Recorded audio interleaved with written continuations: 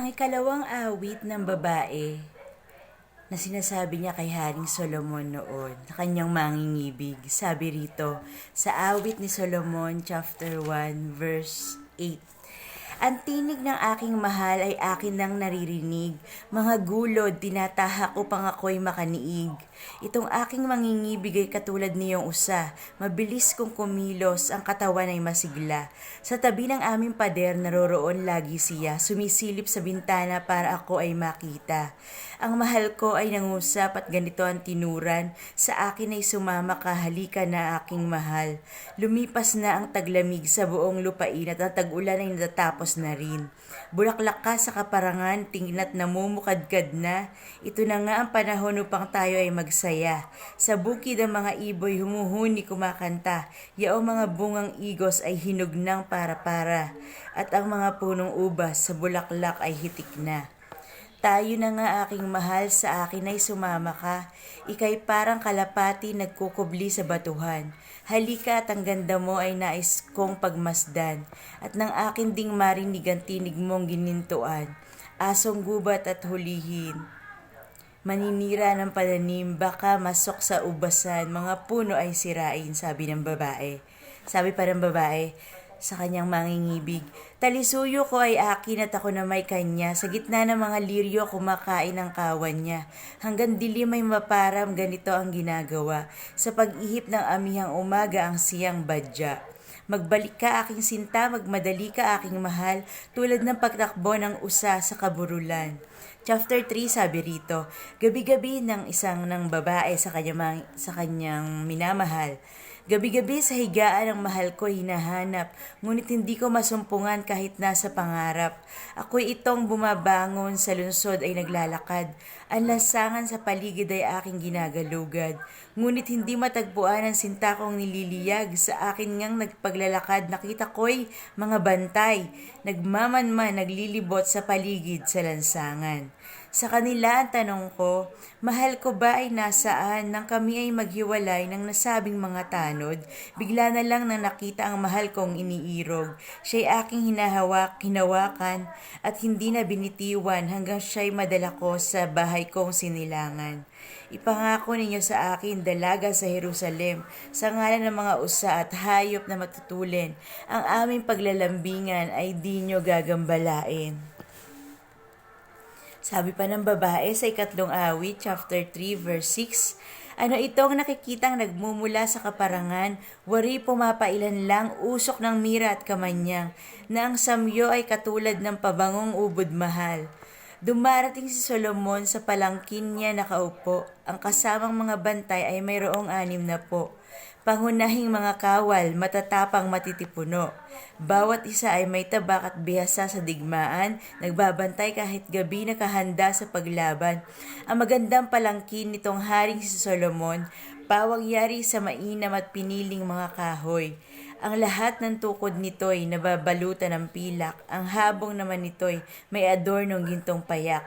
Yaon namang mga kutsyon, purpura ang nakabalat. Dalaga sa Jerusalem ang humabi at nagayak. Mga dilag itong Siyon, masdan ninyo si Solomon, nagputong ng korona niya ay ang kanyang inang mahal, sa oras ng pagdiriwang, sa oras ng kanyang kasal. At sinabi naman ng mangingibig sa chapter 4 verse 1 sa babae, kay ganda mo aking mahal, ang mata mo'y mapupungay, ang buhok mong anong haba, pagkilos mo'y nagsasayaw, parang kawang naglalaro sa gitna ng kaburulan. Ang ngipin mo ay simputi nitong tupang bagong linis, walang kulang kahit isa. Maganda ang pagkaparis, ang labi mo'y pulang-pula, katulad ng eskarlata. Kapag ika'y nangungusap, lalo itong gumaganda. Aninag sa iyong belo, ang pisngi mong namumula. Ang leeg mo'y ubod kinis, may kuwintas na may inam, parang tori ni David na ligid ng mga kawal. Parang usang magkaparis ang malusog na dibdib mo, masayang kumakain sa gitna ng mga liryo. Hanggang sa dumating ang bukang liwayway, hanggang mapawi ang pusikit na karimlan. Sa dibdib mong ubod bango, ako ay hihimlay, pagkat ito ay simbango ng mira at kamanyang. Kay ganda mo aking sinta, kay ganda mo aking mahal, wala akong maipinta sa taglay mong kagandahan. Halika na aking mahal na sa akin ay sumama ka. Lisanin na ang Lebano at bundok ng Amana.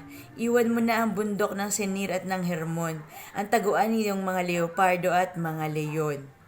Aking mahal, aking sinta, ang puso ko ay nabihag, na mata mong mapangakit at leeg mo na may kwintas. Aking mahal, aking sinta, kay tamis ng iyong pag-ibig, ikay walang kasinsarap, kasintamis na umibig. Halimuyak ng bango mo ay walang makakaparis. Ang labi mo aking hirang sintamis na mga pulot, ang dila mo'y waring gatas, ligayang siyang dulot. Yaong bango ng Libano ay tila nasa isang suot. Katulad ng isang hardin, itong aking minamahal, na may bakod sa palibot at sarili yaong bukal. Halaman ay magaganda, waring hardin ay ng granada, namumukod na tatangi ang kanyang mga bunga. Mahalimuyak ang mga nardo, mababango yaong herna. Nardo at sapro, mabangong kanela at kalamo, at lahat ng punong kahoy ay may samyo ng insenso, mira at alo na pangunahing pabango. Ang tubig na ginagamit na pandilig nitong hardin ay ang agos nitong tubig sa Libano ng galing. Sabi naman ng babae, sa chapter 16 ng verse 4, umihip ka hangin timog sa hilaga ay gayon din ang masamyuko ang bango sa nabuhat sa aking hardin. Bayaan ang aking sintay magpunta sa hardin niya upang pumitas at kumain ng kanyang mga bunga. Sabi ng mangingibig sa chapter 5, nasa hardin ako ngayon, aking mahal, aking sinta, at ako ay nangunguha ng balsamo at ng mira. Nilalasap ko ang tamis nitong pulot ng pukyutan. Iniinom ko ang gatas at alak ng malinamnam. Habi ng mga babae, kumain at uminom, kayo mga mangingibig, hanggang kayo ay malango sa tamis ng pag-ibig. Ang ikaapat na awit according sa babae, sabi rito, kahit na nga sa pangarap kung ako ay natutulog, naririnig ang mahal ko sa pinto ay kumakatok. Sabi ng mangingibig, ako'y iyong papasukin, aking mahal, aking sinta, na tulad ng kalapati, ubod linis at maganda, basang-basa ang ulo ko nitong hamog sa umaga. Hani ng babae, muli pa bang magbibihis, gayong ako'y naghubad na? Akin bang dudumhan uli, nilinis kong mga paa? Nang hawakan ng mahal ko ang susian nitong pinto, damdamin ko ay sumigla, lumundag ang aking puso. Ako ay bumangon upang siya ay pagbuksan, binasa ko ng mira itong aking mga kamay, at ako ay lumapit sa pinto ng aming bahay. Excuse. Ngunit nang siya'y pagbuksan ko, hindi ko na inabutan. Hinanap ko ng hinanap, ngunit hindi natagpuan. Sa laki ng pananabik, sa tinig niya'y mapakinggan. Tinawag ko ng tinawag, ngunit walang kasagutan. Ang mahal ko ay hinanap, di tuminggil, di naglubay, hanggang ako ay mahuli mga tanod nitong bayan. Hinagupit nila ako, walang awang sinugatan, balabal ko ay hinatak, pinunit pan at ginutay. Mga dilag ng Jerusalem, ipangako ninyo sa akin, kung mahal ko ay makita sa kanya, sana ay sabihin, akong ito ay may sakit, nahihibang sa paggiliw. Sabi ng mga babae, o babaeng sakdal ganda, bakit di mo ilarawan, hinahanap mong lalaki na sabi mo iyong minamahal. Sa amin ay sabihin mo, kaiba niyang katangian na dahilan ng bilit mo't mahigpit na panambitan. Sabi ng babae sa verse 10 ng chapter 5, ang irog ko ay makisig, matipuno ang katawan, sa sanlibo ay siya lang ang may gayong katangian. Alon-alon ang buhok niya, mahaba at nangingintab. Mahal pa yon kaysa ginto, kulay uwak ang katulad. Mata niya ay mapupungay parang ibon sa may batis, kalapati ang katulad at gatas pa ang panlinis. Yaong kanya mga pisngi simbango ng isang hardin, mga labi parang liryo na kasasabik na simsimin. Kamay niya ay maganda o kay inam na pagmasdan. Suot niya mga singsing na ang batoy kay mamahal. Wari-garing ang katulad ng buo niyang katawan, naliligid ng pahiyas na sapirong makikinang. Mga hita niya't binti o marmol ang kabagay, na ang patungan ay gintong dinalisay. Makapigil ang hininga, parang bundok ng Libano, kumbaga sa mga kahoy, katulad ay mga sedro. Ang mga labi ay maalab, matamis kung humalik. Buo niyang katauhan ay balaning umaakit. Iyan ang ayos at larawan nitong aking iniibig. Sabi ng mga babae sa chapter 6, "O babaeng sakdalganda, saang gawi siya nagpunta, ikay aming tutulungan sa paghahanap mo sa kanya." Sabi ng babae, "Ang mahal kong kasintahan ay nagpunta doon sa hardin. Sa hardin ang halamay mababangoy ang tanim. Upang kawan ay bantayan at ang liryo ay pitasin. Ang irog ko'y akin lamang at sa kanya naman ako. Sa kanya na nagpapastol ng kawan sa mga liryo." Sa ikalimang awit, sabi ng biniibig na lalaki sa babae, chapter 4, verse 4, chapter 5, "Katulad ng Jerusalem ang ganda mong tinataglay. Tila tirsang may pang-akit ang iyong kagandahan. Sa aki huwag mong ititig ang mata mong mapupungay. Pagkat ako'y nabibihag, hindi ako mapalagay. Ang buhok mong anong haba, pagkilos mo'y sumasayaw. Parang kawa naglalaro sa gitna ng kaparangan. Ang ngipin mo'y kasimputi nitong tupang bagong linis. Walang kulang kahit isa, maganda ang pagkaparis. Ang ganda mo'y di magawang maitago ng lubusan, nasisinag sa belo mo, kagandahan tinataglay. Ang reyna ko'y 80 ang kalaguyo. Bukod dooy marami pang di mabilang nakasuyo. Ngunit ang tangi kong mahal ay isa-isa lamang. Kalapati kat ang katulad ng taglay niyang kagandahan. Nag-iisa siyang anak ng ina niyang minamahal. Kaya siya'y mahal nito ng higit sa kanino man. Tunay na siya ay mapalad, may dalagang nagsasabi. Mga reyna't kalaguyo sa kanya ay pumupuri. Sino itong sa tingin ko ay tila bukan liwayway, kasing ganda niyong buwan, kasing ningning nitong araw. Yaong hardin ng almendro ay akin nang pinuntahan, upang tingnan sa lambakin bagong sipot na halaman. Pati yaong mga ubas baka ibig nang magbunga, at saka mga puno nitong kahoy ay granada. Na granada, kay laki ng pananabik na ikaw ay makatalik. Katulad mo'y mandirigma, labanan ang siyang nais." So, yun ang sabi ni Solomon sa babae. So, sabi ng mga babae, "Magsayaw ka o magsayaw ka, o babaeng sulamita, upang ikay mapagmasdan o dalagang sakdalganda." Sabi ng babae, "Ano't inyong ninanais na masdan ang sulamita na tulad ng mananayaw sa panahon noong una?"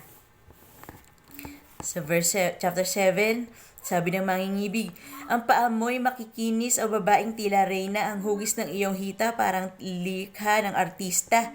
Ang pusod mo'y anong dikit, mabilog na tila kopa. Laging puno niyong alak na matamis yaong lasa. Balakang mo'y mapang-akit, bigkis trigo ang kapara, ang paligid ay tulad ng mga liryong kay gaganda. Ang dibdib mo ay mayaman, parang usang magkakambal. Malulusog, masisigla, punong-puno niyong buhay. Ang lieg mo ay katulad niyong toring yaring marmol, mga matay nagniningning, parang batis na may hesbon. Ilong mo ay ubod tangos, parang tori ng Libano, nakatindig nakabantay sa may lunsod sa Damasco. Mabikas ka, magdala ng ulo mong napakaganda. Ang buhok mong tinirintas kasing ganda ng purpura, kaya naman pati hari nabihag mo't nahalina. Kay ganda mo aking mahal, kay ganda mo aking sinta, sa akin ay nagdudulot ng galak at ligaya. Kay hinhin ang iyong kilos tulad ng punong palma, ang dibdib mong ubod yaman ay tulad ng buwig niya. Puno niya ay aakyatin upang bunga ay pitasin, sa tingin ko ang dibdib mo ay buwig ng ubas ang kahambing. Hininga mo ay mabango, mansanas nga ang katuring. Ang tamis ng iyong labi ay katulad ng inumin. Dahan-dahang tumatalab habang ito'y sinisimsim, sabi ng mangingibig. At sabi ng babae sa verse 10, Itong bahay na taglay ko'y sa sinta ko nakalaan, sa akin siya'y nananabik, lagi akong inaasam. Halika na aking mahal, tayo na ron sa may parang, ang gabi ay palipasing magkasalo sa ubasan. At pagdating ng umaga, isa-isa nating tingnan, kung ang puno'y nagsusupling, bulaklak ay lumilitaw. Ganoon din kay ang granada, tingnan natin ang bulaklak, at doon ay lasapin mo ang pag-ibig kong matapat. Ang bango ng mandragora ay iyong ang masasamyo. Bungang kahoy na masarap ay naroon sa iyong pinto. Ito'y aking inihanda, inilaan ko sa iyo, at lahat ng kaaliwan, maging luma, maging bago. Chapter 8, Bakit kaya ikay hindi naging isa kong kapatid? Inaruga ng ina ko, lumaki sa kanyang dibdib, upang kahit sa lansangan kung sa iyo ay humalik, ay di tayo papansinin pagkat tayo'y magkapatid. Sa bahay ng aking ina ikay akin dadalhin upang doon ituro at ipadama ang paggiliw. Dudulutan ka ng alak ng masarap na inumin. Sa kaliwa niyang kamay ang ulo ko'y nakaunan habang ako'y hinahaplos ng kanan niyang kamay. Ipangako niyo sa akin dalaga sa Jerusalem. Ang aming paglalambingan ay di niyo gagambalain. Sa ika-6 na awit, sabi ng mga babae, sa chapter 8 verse 5, sino ito ang dumarating na buhat sa kaparangan? Hawak-hawak pa ang kamay ng kanyang minamahal. Sabi ng babae, sa puno ng mansanas ikay aking pinukaw, doon mismo sa lugar na iyong sinilangan, kaya ako'y mahalin mo. Sa bisig mo ay ikulong. O kay lakas ng pag-ibig, panibugho man ay gayon. Sinlakas ng kamatayan, tumutupok parang apoy. Kahit baha ay di kaya napigilan ng paggiliw. Buhusan man itong tubig ay di makuhang palamigin. Subukin mo ang pag-ibig ay sa yaman mo daanin. Baka pa nga ang mangyari ay ikaw pa ang tuyain. Sabi ng mga kapatid na lalaki, kami ay mayroon kapatid, dibdib niya ay maliit. Ano kayang dapat gawin kung kanya'y may mangibig? Kung pader lang sana siya, toring pila kay lalagyan, at kung pintuan lamang siya, tatakpan ang tablang sedar. Sabi ng babae, ako'y isang batong muog, dibdib ko'y siyang tore. Sa piling ng aking mahal ay panatagan sarili. Hallelujah.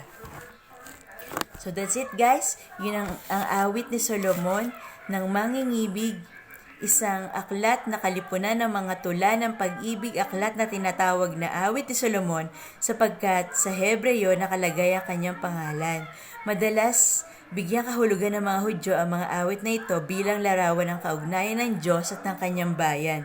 Para naman sa mga Kristiyano, ito ay larawan ng kaugnayan ni Kristo at ng Iglesia. Si Kristo si Haring Solomon ang mangingibig, ang Iglesia ang babae, ang kanyang iniibig. So guys, that's it for now. This is Mami Yang wishing you the best in life. Sana'y natuwa kayo sa aking binasa. Ito'y puno ng pag-ibig at pagmamahal ng magkasintahan, magkatipan, magnobyo, at ng mag-asawa. Ang kanilang pag-ibig na kasintamis ng pulot-pulutan sa bawat isa.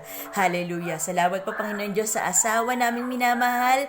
Patuloy niyo po kami samahan, kami magmahalan hanggang wakas. In Jesus' name this I pray. Amen. See you next time. Bye for now.